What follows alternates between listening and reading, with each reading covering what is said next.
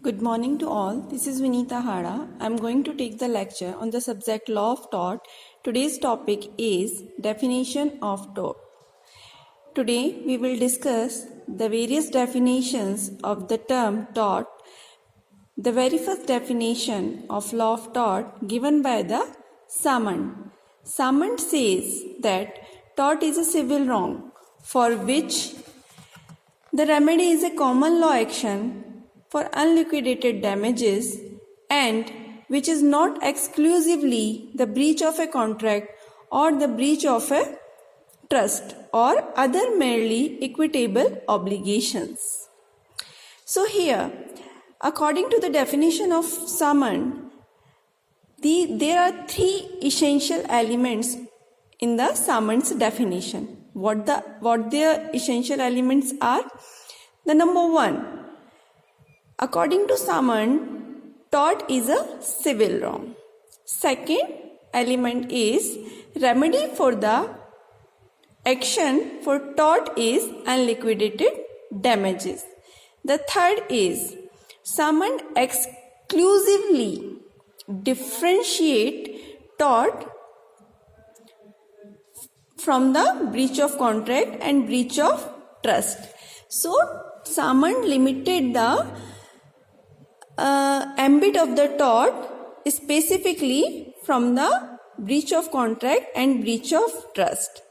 In this definition, there are two terms. First one is civil wrong and another one is unliquidated damages. So here, civil wrong we have discussed in my previous lecture that there are two types of wrong. First one is the criminal wrong and second one is the civil wrong. Criminal wrong affects the society at whole, whereas civil wrong affects the individual one, or we can say the private person or private individual in the society. Unliquidated damages means here is the compensation given by the court is not previously decided. So it has been decided by the court as per the circumstances of the various cases. The number two definition of tort is Winfield's definition. Winfield says that tortious liability arises from the breach of a duty primarily fixed by law. This duty is towards persons generally, and its breach is redressable by an action for unliquidated damages. So Winfield moderate the definition of Samand, and the elements of the Winfield's definition are follows. Number one, Winfield says that tortious liability arises on a person who breaches the duty fixed by law. So it means there must be a legal duty. Number two, this duty is towards persons generally. It means this duty lies to the persons at large.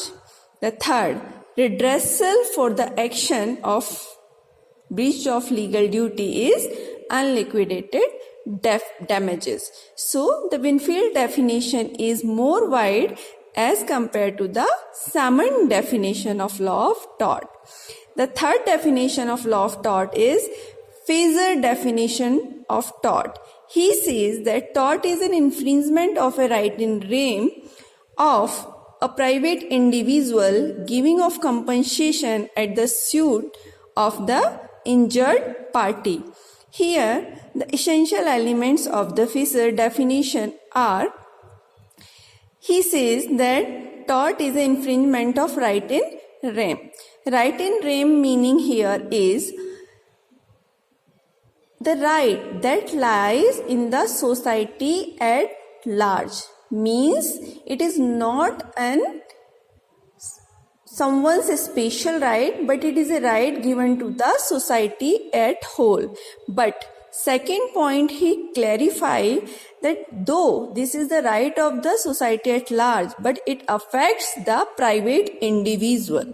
The third one, the compensation for that is to file a suit in the civil court for the unliquidated damages. The fourth definition of law of tort is given by the Limitation Act of 1963 under section 2 clause M. According to that, tort means a civil wrong which is not exclusively a breach of contract or trust. This definitions limited the term tort in a very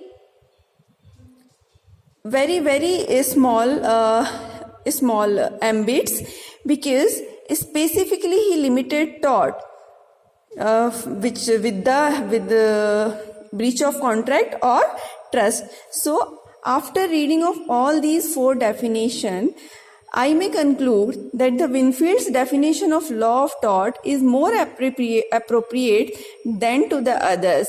So thank you so much for the today's lecture. Thank you.